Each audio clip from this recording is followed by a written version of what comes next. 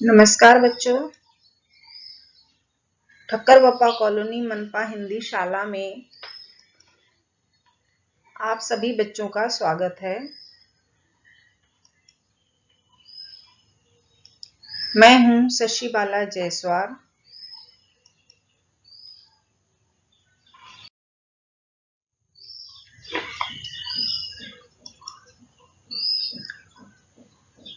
आज हम लोग कक्षा चौथी विषय परिसर अभ्यास भाग 1 और पाठ 6 है भोजन में विविधता। यह पाठ पढ़ेंगे और समझेंगे।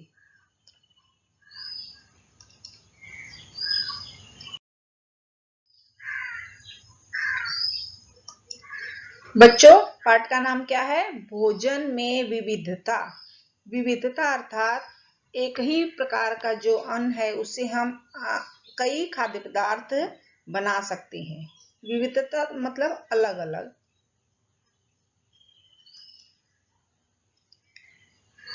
देखिए, यहाँ पर विभिन्न प्रकार के अनाज, विभिन्न प्रकार की साग सब्जियां और विभिन्न प्रकार के फल, ये सभी हमें परिसर से मिलते हैं और इन्हीं को हम खाते हैं और हमें ऊर्जा मिलती है, काम करने की शक्ति मिलती है। और बच्चों, ये जो अनाज, फल, साग सब्जी, ये सब हमें वनस्पतियों से मिलते हैं। ये हम इसके पहले देख चुके हैं और जान चुके हैं।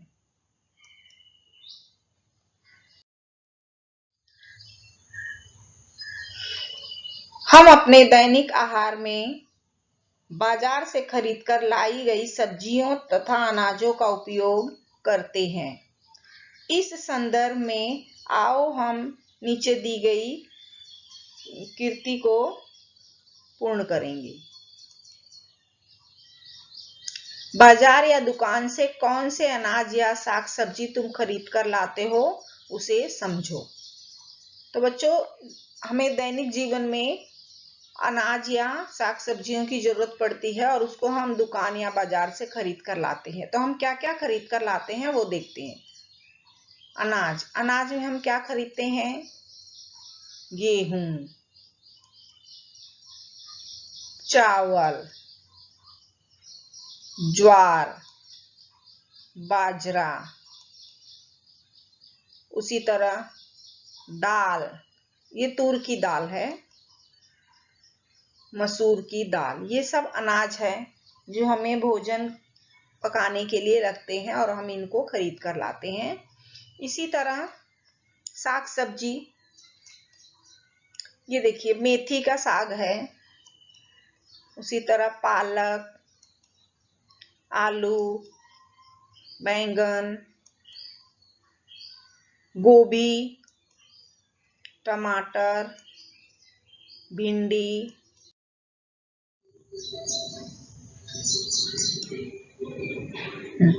करके देखो। यहाँ पर बच्चों एक कृति करना है आप लोगों को। अब देखिए, जैसे कि कशिश को ये काम दिया गया है, तो कशिश के घर में एक ही अनाज से कौन कौन से खाद्य पदार्थ बनते हैं, यह उसको लिखना है। जैसे देखिए, यहाँ पर क्रमांक लिखना है, अनाज साग सब्जी का नाम है और घर में बनाए गए पदार्थ। उस अनाज या साग सब्जी से कौन कौन से घर में पदार्थ बनाए गए हैं और वो कितने पदार्थ है, उसकी कुल संख्या लिखनी है। जैसे नंबर 1 पर है चावल या धान, तो चावल या धान की सहायता से कशिश के घर में क्या क्या बनता है या उसकी मम्मी क्या बनाती है, यह कशिश यहाँ पर लिखेगी। तो देखो, सबसे पहले क्या लिखा है उसने? इडली, खीर, चावल की खीर, उसी तरह पुलाव और भाकरी, भाकरी मतलब रोटी, तो चावल की रोटी। तो इस प्रकार कशिश के घर में चावल से बने कितनी चीजें हैं? इडली, खीर, पुलाव, भाकरी। तो कुल इसकी संख्या कितनी हुई बच्चों? 4। उसी तरह सेम चीज अब शुभम अपने घर में चावल से क्या क्या बनता है या उसकी मम्मी क्या बनाती है वो बताएगा। तो क्रमांक देखिए 1, और अनाज जो है वो सेम रखना है, चावल या धान। तो चावल से ही शुभम के घर क्या बनता है वो बताएगा। डोसा, मोदक, फारा और जीरा राइस। तो इस तरह से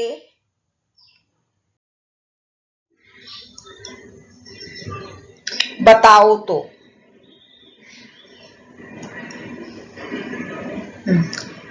बच्चों देखिए यहाँ पर भारत का नक्शा दिया गया है और नक्शे को पढ़ते समय सबसे पहले हम यहाँ पर देखिए दिशा दी गई है। पहले वो दिशा की तरफ देखेंगे।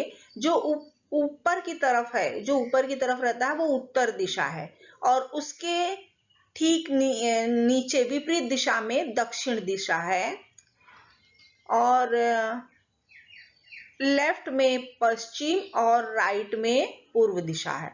तो ये कोई भी नक्शा पढ़ते समय सबसे पहले हम ऊपर की तरफ उत्तर रहता है, नीचे की तरफ दक्षिण, लेफ्ट हैंड में पश्चिम और राइट हैंड में पूर्व। तो इस तरह से ये नक्शे का वाचन किया जाता है। उसी तरह से देखो यहाँ पर बच्चों एक सूची दी गई है। कोई भी नक्शा को पढ़ने के लिए यहाँ पर जो सूची बनी रहती है पहले उसकी तरफ ध्यान दो। देखो सबसे पहले चावल का चित्र देखो कैसे दिखाया गया है। हाँ, उसके बाद है गेहूं, उसके बाद है ज्वार। तो बच्चों ये सूची के अनुसार हम यहाँ पर इस नक्शे का वाचन करेंगे। तो यहाँ पर प्रमुख खाद्यान्न फसलें, भारत की प्रमुख खाद्यान्न फसलें कौन कौन सी है वो हम देखेंगे। तो बच्चों देखो यहाँ पर जो किनारे की तरफ तटीय भाग जो है, तटीय भाग में चावल की खेती बहुत होती है। तो यहाँ जो है वर्षा बहुत अधिक होती है, और वर्षा अधिक होने के कारण ही यहाँ पर चावल की खेती अधिक होती है। उसी तरह उत्तर में गेहूं की खेती अधिक होती है, और मध्य भाग में, ये मध्य भाग है, मध्य भाग में गेहूं और ज्वार की खेती अधिक होती है। तो बच्चों देखिए यहाँ पर कुछ प्रश्न दिए गए हैं, हम वो देखते हैं।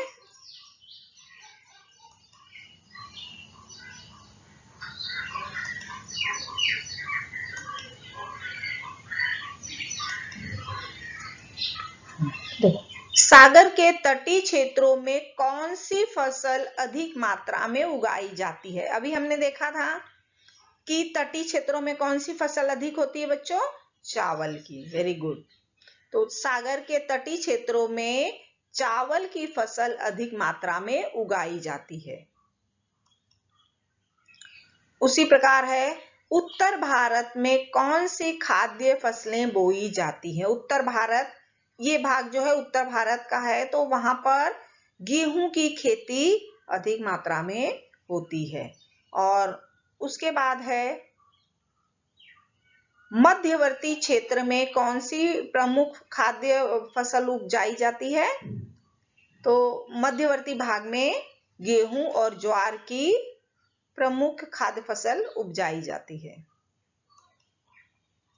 उसके बाद है भारत के दक्षिणी क्षेत्र में चावल या धान की फसल बड़े पैमाने पर होती है, इसका कारण क्या हो सकता है? तो बच्चों मैंने पहले बताया था कि जो तटीय भाग है या दक्षिण भाग है वहां पर वर्षा की मात्रा अधिक होती है, और जो चावल की खेती के लिए पानी हमें बहुत लगता है, तो इसलिए यहाँ पर जो तटीय भाग है वहां पर चावल की खेती अधिक होती है।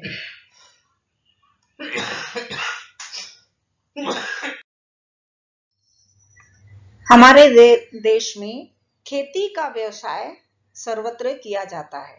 यह खेती मुख्यतः वर्षा के पानी पर निर्भर है। सभी स्थानों पर समान रूप से वर्षा नहीं होती है, वह कम अधिक होती रहती है। तो बच्चों, अधिक वर्षा वाले क्षेत्र, तो जहां पर वर्षा अधिक होती है, तो अधिक वर्षा वाले क्षेत्रों में कौन सी फसल होती है? चावल, नारियल, मड़ुआ, सावा। मड़ुआ और सावा भी एक प्रकार का अनाज है जिससे हम रोटी या भात बनाते हैं। उसी प्रकार है मध्यम वर्षा, जहां पर मध्यम वर्षा होती है वहां पर कौन सी खेती होती है बच्चों? गेहूं, अरहर, सोयाबीन। और कम वर्षा वाले क्षेत्र में, जहां पर वर्षा बहुत कम होती है, उस क्षेत्र में ज्वार, बाजरा, मोठ, इन फसलों की खेती होती है। तो बच्चों, अच्छी फसल होने के लिए उत्तम बीज, उपजाऊ मिट्टी, पर्याप्त सूर्य प्रकाश और अपेक्षित पानी की आवश्यकता होती है। हमारे देश में ऋतुओं के अनुसार अनाज तथा साग सब्जी में विविधता दिखाई देती है।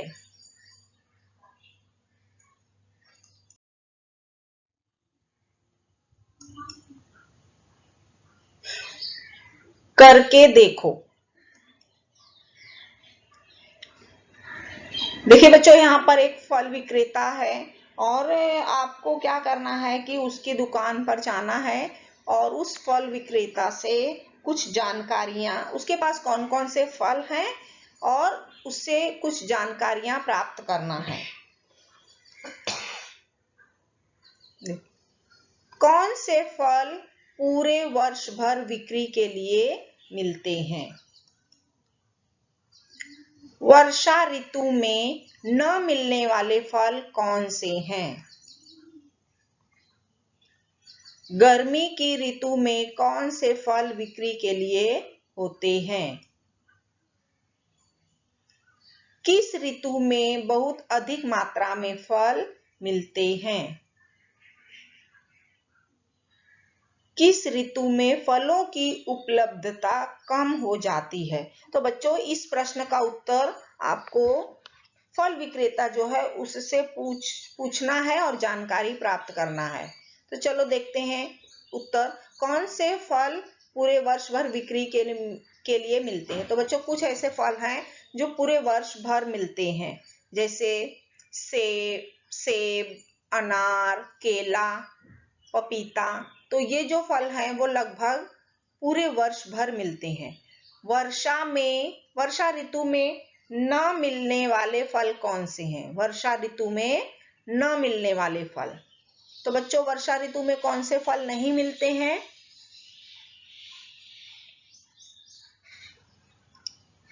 अच्छा बताओ पहले, वर्षा ऋतु में कौन से फल मिलते हैं? तो जो जामुन है, जामुन, करवंदा, कटहल का फल, ये वर्षा ऋतु में मिलते हैं और बाकी सीजन में ये फल नहीं मिलते हैं। गर्मी की ऋतु में कौन से फल बिक्री के लिए होते हैं?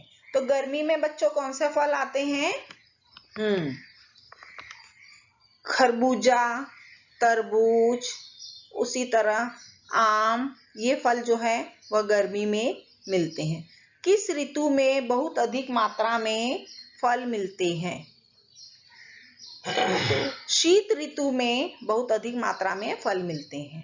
और किस ऋतु में फलों की उपलब्धता कम हो जाती है? वर्षा ऋतु में फलों की उपलब्धता कम हो जाती है। ऋतु के अनुसार फलों की उपलब्धता कम अधिक होती है। ऋतुओं के अनुसार उनमें विविधता भी पाई जाती है।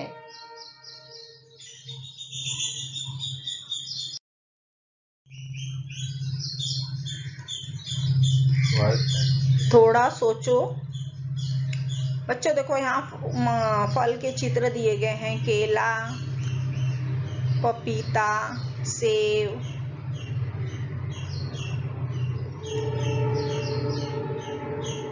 लीची,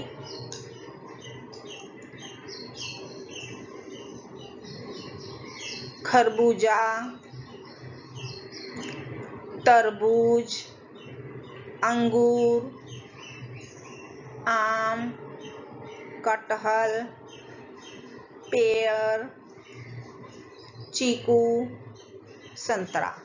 तो बच्चों आपको क्या करना है कि यहाँ पर एक चार्ट दिया गया है, ग्रीष्म ऋतु, वर्षा ऋतु और शीत ऋतु। तो इस चार्ट में आपको ये फल किस मौसम में मिलते हैं वो लिखना है।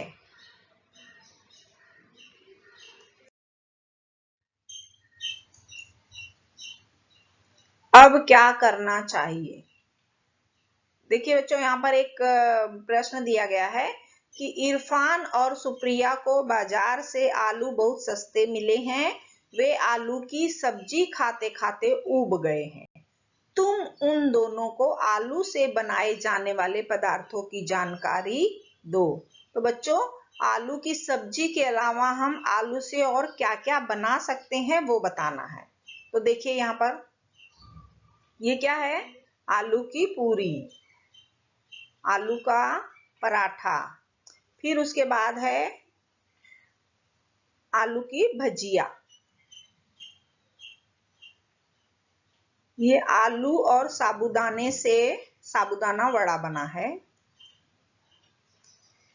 फ्रेंच फ्राई, आजकल बच्चों को यह बहुत पसंद आती है।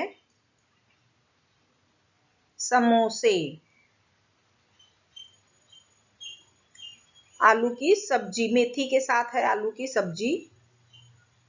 उसी तरह बटाटा वड़ा, आलू दम, और ये है आलू का भरता। तो एक ही खाद्य पदार्थ से हम, इसके अलावा भी बहुत सी चीज हैं जो हम आलू से बना सकते हैं। तो बच्चों, एक ही खाद्य पदार्थ से देखिए कितने सारे खाद्य पदार्थ बन गए हैं। घर पर रहें, सुरक्षित रहें। धन्यवाद।